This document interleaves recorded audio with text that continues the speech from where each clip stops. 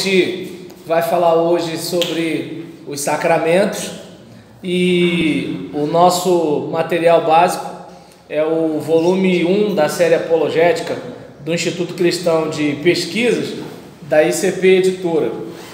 E de acordo com o terceiro catecismo da doutrina cristã, Editora Vera Cruz Limitada, primeira edição, agosto de 1976, na página 6, onde tem a resposta à pergunta 516, pela palavra sacramento, entende-se um sinal sensível e eficaz da graça instituído por Jesus Cristo para santificar nossas almas. E os sacramentos são 7: batismo, confirmação ou crisma, eucaristia, penitência, extrema-unção, ordem e matrimônio. De acordo com o terceiro catecismo da doutrina cristã, Editora Vera Cruz Limitada, primeira edição, agosto de 1976, na página 101, resposta à pergunta 519. E aí, quais são os sacramentos mais necessários para a nossa salvação? Os mais necessários para a nossa salvação são dois: o batismo e a penitência. O batismo é necessário absolutamente para todos, e a penitência é necessária para todos aqueles que pecaram mortalmente depois do batismo. E qual é o maior de todos os sacramentos? O maior de todos os sacramentos é o sacramento da Eucaristia, porque contém não só a graça, mas também o mesmo Jesus Cristo, autor da graça e dos sacramentos. De acordo com o terceiro catecismo de doutrina cristã, Editora Vera Cruz Limitada, primeira edição, agosto de 1976, página 104. Vamos falar então de cada elemento dos sacramentos, certo? Então, vamos começar pelo batismo. De acordo com essa mesma obra que a gente está tendo como referência, na página 105, 106 e 108, nós vimos que o batismo é o sacramento pelo qual renascemos para a graça de Deus e nos tornamos cristãos. O sacramento do batismo confere a primeira graça santificante, que apaga o pecado original e também o atual, se o há. Perdoa toda a pena por eles devida, imprime o caráter cristão, faz-nos filhos de Deus, membros da igreja e herdeiros do paraíso. Torna-nos capazes de receber os outros sacramentos. O batismo é absolutamente necessário para a salvação, porque o Senhor disse expressamente: quem não renascer na água e no Espírito não poderá entrar no reino dos céus. E aí a gente tem aqui as páginas 105, 106 e 108, respostas às perguntas 549 a 550 e 564. Qual é a resposta apologética para essa afirmação católica apostólica romana? O batismo é uma ordenança de Jesus, mas não um sacramento. Batizamos-nos porque somos salvos e não nos batizamos para sermos salvos. Isso. De acordo com Mateus 28, 19, Marcos 16, 15 e 16. E o versículo 16 declara que quem não crer será condenado, e não quem não for batizado. Isso. Lembra, quem crer e for batizado será salvo, e quem não crer... Exatamente, não tem quem não crê e não for batizado, certo? Então, tanto que o próprio Jesus falou que sobre as crianças, que das tais é o reino dos céus, ou seja, sinal que a questão da salvação não está relacionada a batismo em si. Falar alguma coisa? Não, o detalhe que a gente fala, a gente sempre bate em cima dessa tecla, é porque o batismo... Por exemplo, a gente está aqui andando na calçada, ocorre um acidente com a moto, o cara cai ali, ele fica ali balbuciando, mas está lúcido ainda. Você fala de Jesus para ele, ele não foi batizado, mas se ele aceitar Jesus ali, confessando seus erros, ele é salvo. Lembra do ladrão da cruz? Isso. Né? Isso aí. Já é algo para gente pensar. Não, isso é show de bola. Né? Porque ele fala, lembra-te de mim, e Jesus fala, hoje mesmo. Né? Então, assim, não teve muita coisa nisso daí. Certo. E aí, vamos lá. Isso é a oportunidade da pessoa, né? Não, exatamente. E eu gostaria de fazer uma pergunta. Essa idade, quando Jesus falou assim, qual é o período da idade, assim, que é a transição? Olha, pelo menos, de acordo com Mateus 18, versículos 1 a 4, a gente encontra aqui: naquela mesma hora chegaram os discípulos a Jesus dizendo, quem é o maior no reino dos céus? E Jesus, chamando um menino, o pôs no meio deles e disse, em verdade vos digo que se não vos converterdes e não vos fizerdes como meninos, de modo algum entrareis no reino dos céus. Portanto, aquele que se tornar humilde como este menino, esse é o maior no reino dos céus. E qualquer que receber em meu nome um menino tal como este, a mim me recebe. Pelo menos o que eu observo é que tem a ver com a questão de infância, de inocência, e não necessariamente de idade. Aí depende, porque assim, roubaram a inocência das nossas crianças. Até que ponto uma criança de 11 anos, ela é realmente inocente, é criança de verdade? Né? Então, assim, eu entendo que você chegar e dizer determinada idade, você pode acabar trazendo doutrina para a igreja, doutrina que a Bíblia não está dizendo. No caso, para os judeus é média de 12 anos. Sim, até de acordo com o estatuto da criança e do adolescente. Só que o que está em questão aqui é a seguinte: a gente vai focar num tempo cronológico, porque a questão é se aquela criança ela é realmente uma criança, se ela realmente tem aquela simplicidade, aquela singeleza e aquela inocência. Esse é o caso, né? Que nem, por exemplo, você pega uma criança de 1 ano a 2 anos, você pega no colo, você beija, você abraça e tudo tal, ela não reage igual uma criança de 10 anos. Então, entende? Então, assim, você já precisa ser muito mais cuidadoso, porque você pode ter problemas com isso. Então, a mente é diferente.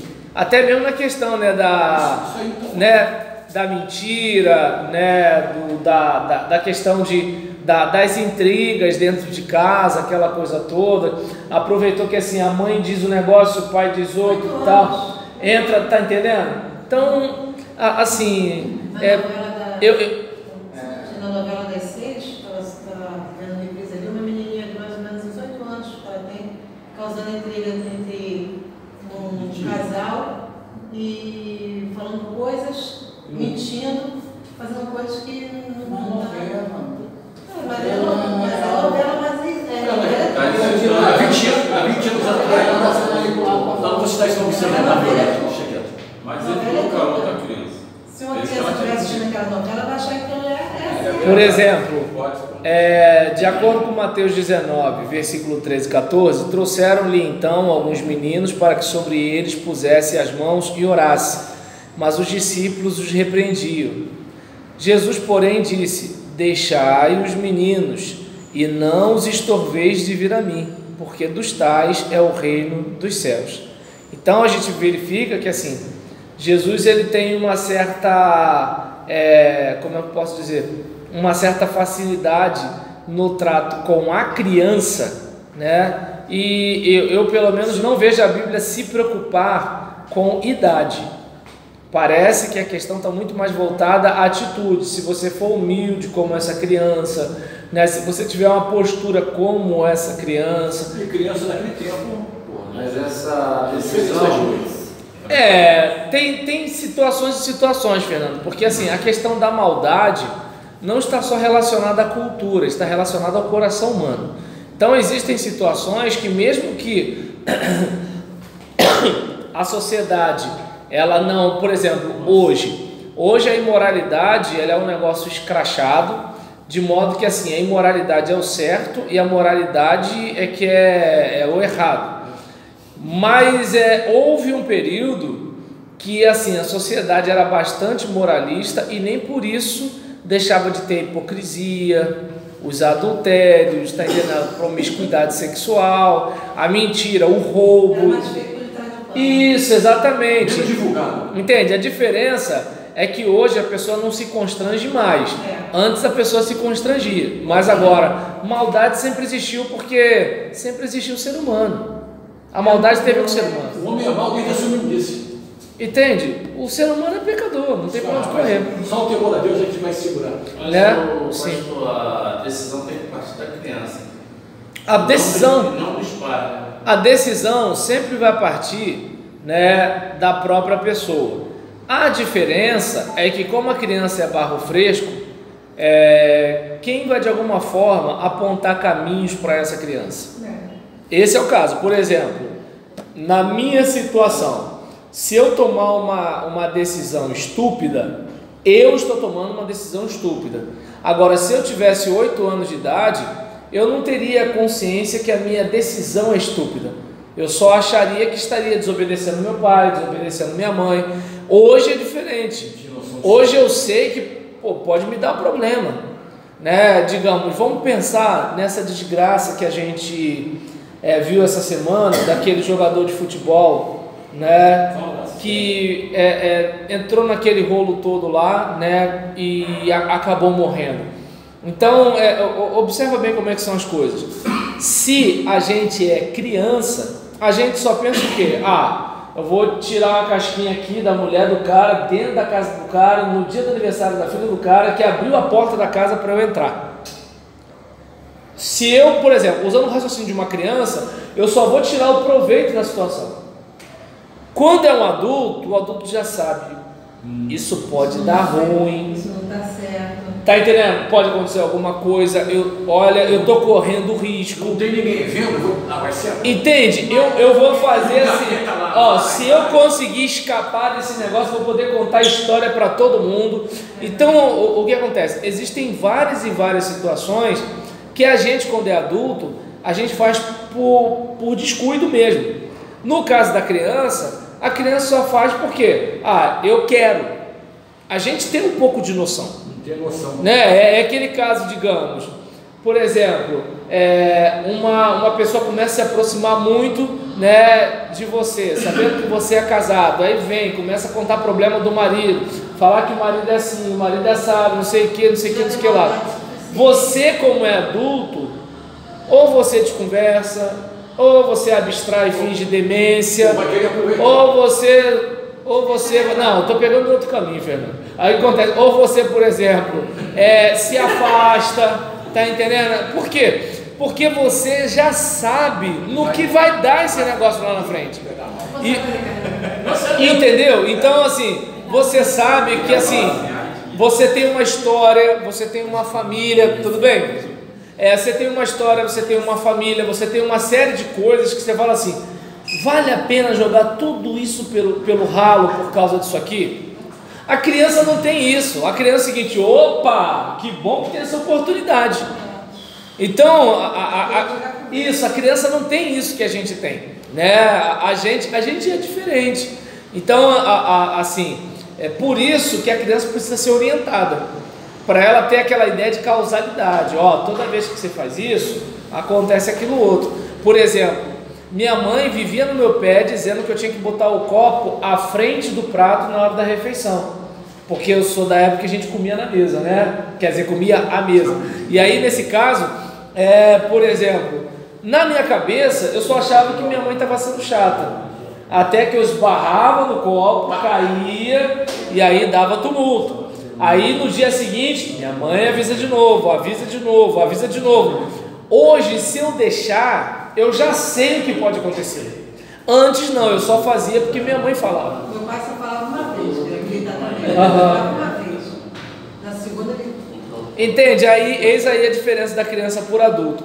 Então a gente falou sobre o primeiro sacramento, que é o batismo, entendendo que assim, como foi falado aqui, de acordo com o terceiro catecismo de doutrina cristã, Sacramento entende-se como um sinal sensível e eficaz da graça instituído por Jesus Cristo para santificar nossas almas, até mesmo compreendendo que o batismo, ele confere primeiro graça santificante que apaga o pecado e também o atual, se o há, perdoa toda a pena a eles devida e imprime o caráter cristão eficaz nos filhos de Deus, membros da igreja e herdeiros do paraíso, e torna-nos capazes de receber os outros sacramentos, e que ele é absolutamente necessário para a salvação. Então, esse é o primeiro sacramento. A gente agora vai para o próximo sacramento, que é a confirmação ou crisma, no próximo vídeo.